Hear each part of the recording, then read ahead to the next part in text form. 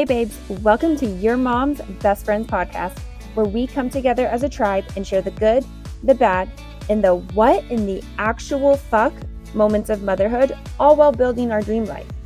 I'm your host, Brandy Ververs, mama to two littles, Army veteran, and business enthusiast. I'm obsessed with empowering mamas to live their life with their babies in tow while also building their dreams. If you're ready for a good laugh or to get inspired, grab your cup of coffee because you're in the right place. Hello, you guys. Welcome to today's episode. I'm going to be giving you tips and tricks about entering this new season of back to school life while being a work from home mom. Now, whether you are a newbie and this is your first year sending your kiddos off to school, or maybe you are a veteran in this and you're like, my kids are fifth graders. Like, I think I got this, but I'm willing to listen to the tips that you have. Maybe this makes my morning a little bit simpler. Give it a listen. Okay. Now, I will say these tips that I got are from a fellow podcaster.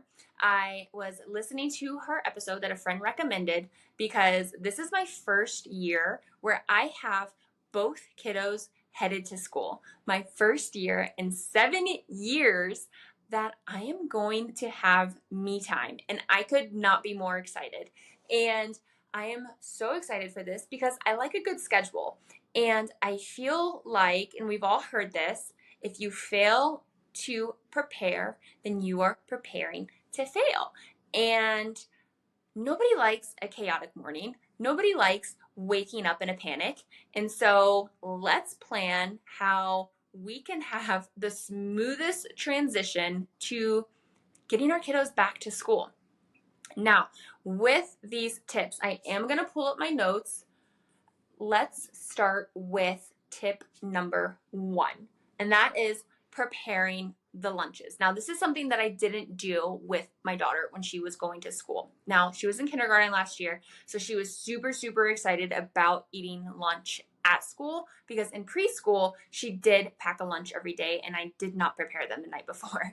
But so she was super excited to eat school lunch in kindergarten. And now this year, she kind of knows what school lunches she likes and what school lunches she doesn't like. And so she had asked me if I could pack her certain lunches on certain days. Like every Monday is pizza day, okay? She's not a fan of their pizza, so she's like, Mom, Monday, can you please just pack me a lunch? Absolutely, sweetheart, okay? My 4-year-old, who is going into preschool, he's my picky eater. Homeboy literally just likes to eat chicken nuggets and pancakes. Maybe some buttered noodles. He does like fruit. He does like vegetables. So, but he doesn't eat meat and cheese. With my daughter, I was Lunchables, like obviously like the sliced meats, sliced cheeses, stuff like that. But I could send her with like cold cuts and she would totally be fine. Him, not a fan. Doesn't like sandwiches. Neither of my kids like peanut butter and jelly, which I don't understand. I'm like, if someone gave me a peanut butter and jelly right now, I 100% would eat it, right? But he's my picky eater. And so I put up on my Facebook and asked my mama friends, what do you guys pack for your kids? And what do you guys recommend? And a ton of them recommended the thermos. Now, for me, a thermos is the big tall one that construction workers take on cold days when they need soup. That's not the case anymore, guys. They make tiny ones with cartoon characters on them like dinosaurs or Mario Brothers or sharks, and you can put hot chicken nuggets in it. So what I plan to do is, one, packing leftovers if we are doing like a pasta night and throwing some buttered noodles in there, like reheating them in the morning and then packing them. Everything else would be good to go the night before, right? Or heating up chicken nuggets in the morning. Anything that needs to be reheated, heat it up in the morning, but kind of have an idea the night before, like, hey, this is what I'm going to pack him. Like, we'll cut up some, let's see, he likes edamame, strawberries, oranges. Like, we'll pack all that the night before. And then if I need to reheat chicken nuggets or heat chicken nuggets, then that's what we're doing, okay? So definitely recommend getting the thermos, the little tiny ones with the characters on it. You can get them at Target, you can get them on Amazon, because everyone recommended that. So that's what I plan on doing. Now, the second tip, wake up before the kids. This is something that I don't do, but I really want to get better at. Your girl likes her sleep, okay? And Rob is willing to wake up. He's an early riser, anyways, but he wakes up the kids. Well, last year he woke up Lil. That was their time together in the morning, eating breakfast, and he likes dropping her off, whereas I do the pickup. And so that was their time together. However, I feel like now with two kiddos going to school, he's going to need my help and getting the kids dressed, out the door, lunches packed, all of those things. And so I am going to have to sacrifice some sleep and wake up a little bit earlier to help him out. And so, wake up before the kids. Now, if this is something that you can do, they highly suggest this. I've heard multiple people say that waking up before they get the kids just puts you in a better mood. You don't wake up and it's chaotic and it's just hustle from the start. You get that time to yourself and then pour into the kids. And so if that is something that you can do, I highly recommend it. Like I said, that is something that I plan on getting better at. But for me, this leads into tip number 3 is, planning your work and house duties around the kids' school schedule. So for me, what my day is going to look like, because I'm probably not going to wake up earlier than the kids, Rob's probably going to have to wake me up and the kids, is I'm going to get up, I'm going to help him do whatever he needs me to do, whether that is packing, like finalizing the lunches while he does the breakfast, or helping Chuck get ready, or doing Lil's hair while he does whatever, like tag teaming the morning of getting the kids out the door is probably what's going to happen. And then once he's out the door and he's dropping the kiddos off, obviously I'll be there for first day, but after that, probably not. And once the kids are out the door, then I'm going to sit down and I will be able to start my day. I will get my coffee and I will have that slow morning where I meditate, where I read my personal development, where I stretch or work out, where I ice bath, getting all of those things done first, and then being able to get dressed for the day and then dive into work is what I am super excited for.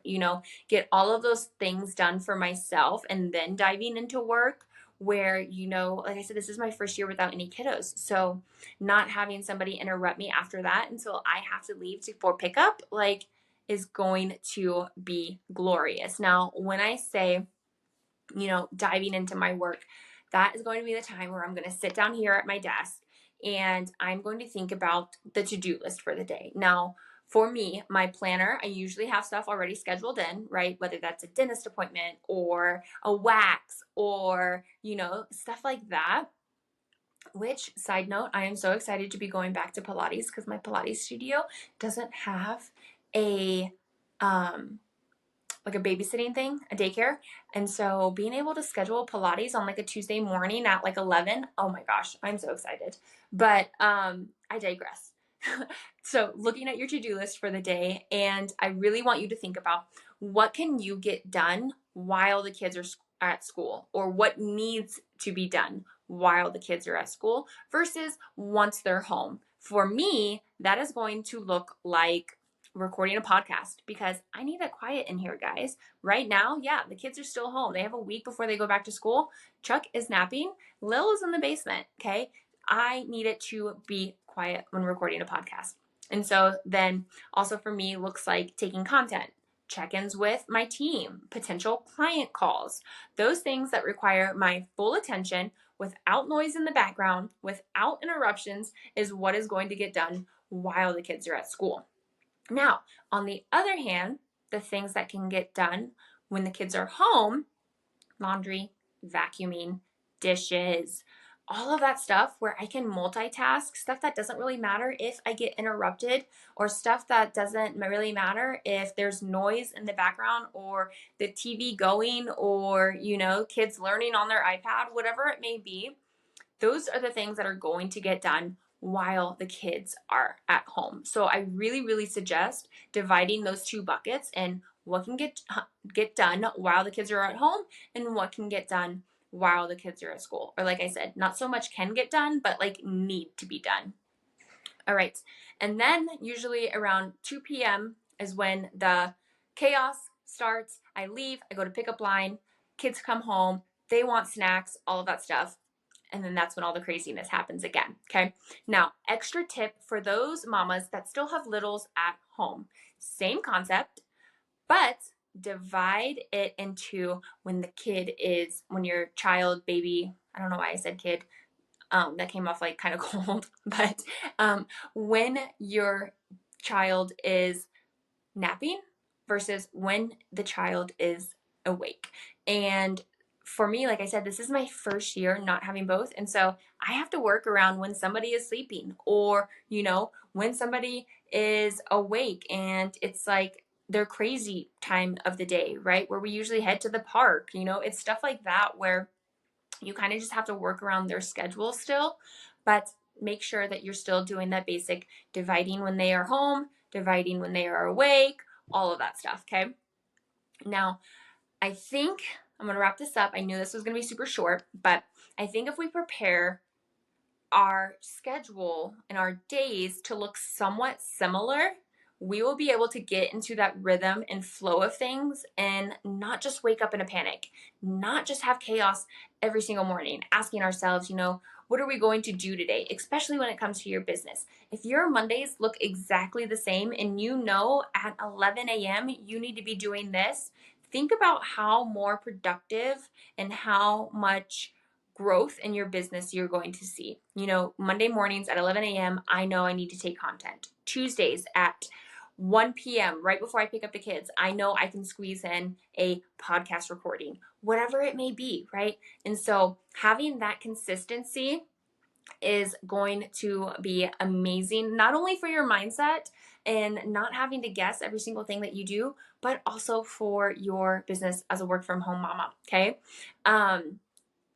And let's see, I said, we will have an idea and not be so stressed or chaotic. So if you're not a schedule person, really, really think about, do you thrive in that? Or do you feel like, if you had a little bit more of a schedule, a little bit more of a routine, how you would feel?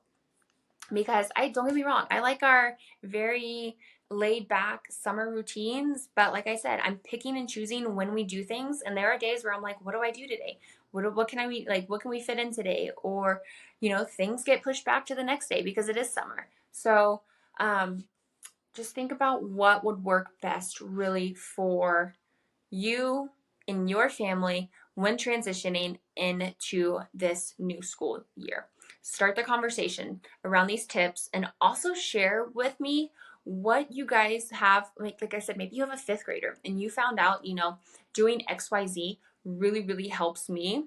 Share it, girl. Do not gatekeep, okay? Share all the tips and tricks with all of us so that way we can thrive. Because for me, like I said, I love the busy life, but I do not like the chaotic life, okay? So anything that helps is greatly appreciated. As always, I would love it if you guys share this episode, leave a 5-star review, and that is really the only way other listeners will be able to find this podcast. I would love to share this with as many mamas as possible. So definitely leave a review, leave a comment, all of those things greatly help this out. So thank you so much for listening, and we will talk soon.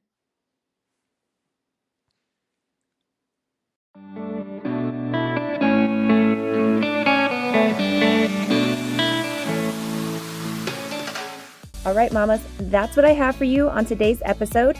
If you've liked what you've heard, please tag me on your Instagram stories at Brandy Ververs. That way we can continue to grow and empower more mamas to live their best life. See you next time.